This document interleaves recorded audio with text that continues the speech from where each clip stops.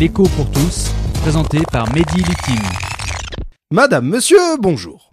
Aujourd'hui, on va parler de vos pépettes, peut-être, et de la décision prise par le gouvernement qui consiste à limiter le prix des loyers que pourra vous demander, peut-être, votre bailleur. Parce que l'État en a eu marre que les prix des loyers, et plus généralement que les prix de l'immobilier, n'arrêtent pas de grimper. Et pour éviter que ça grimpe trop, l'État a plusieurs moyens pour modifier les prix des loyers quand il considère que les prix sont trop élevés. Il peut soit, c'est facile, fixer un maximum pour les prix, en faisant une loi à la manière de Staline, soit, c'est moins facile, jouer sur les mécanismes du marché qui fixent les prix. Or, sur le marché immobilier, si les prix augmentent et que du coup les loyers augmentent, c'est que la demande de maisons ou d'appartements de la part des personnes ou des entreprises qui ont besoin de se loger est supérieure à l'offre à la construction réelle de maisons ou d'appartements. Du coup, les prix augmentent.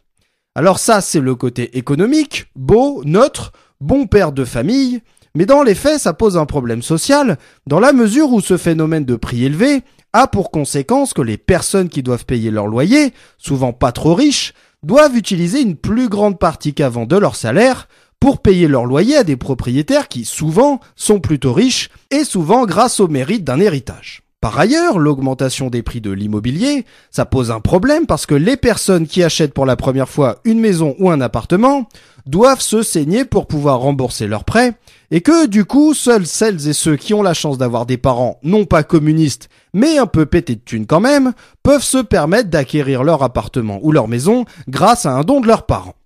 Alors, comme disait Lénine, que faire mon frère pour que les prix n'augmentent pas trop, à part fixer un maximum légal ?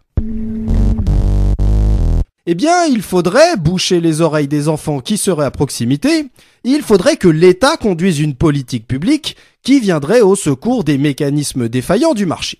Je sais, c'était violent.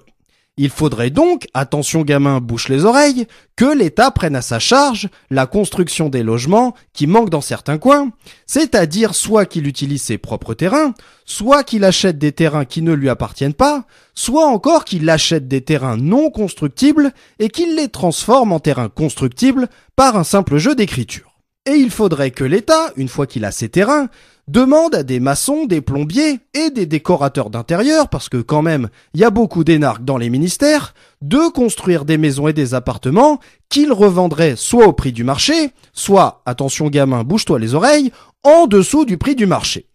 Mais gamin, là tu peux écouter, dans l'opération, il serait possible que l'État fasse un profit. Ça c'est super chouette. Alors, du coup, si on peut dire que l'encadrement à la Staline, c'est une solution à court terme, on peut surtout dire qu'il va bien falloir que l'État agisse directement en matière de construction immobilière si on veut que les prix de l'immobilier baissent réellement et à long terme.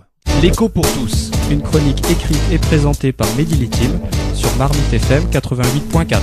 Vous pouvez nous contacter pour réagir à cette chronique sur marmitefm.canalblog.com.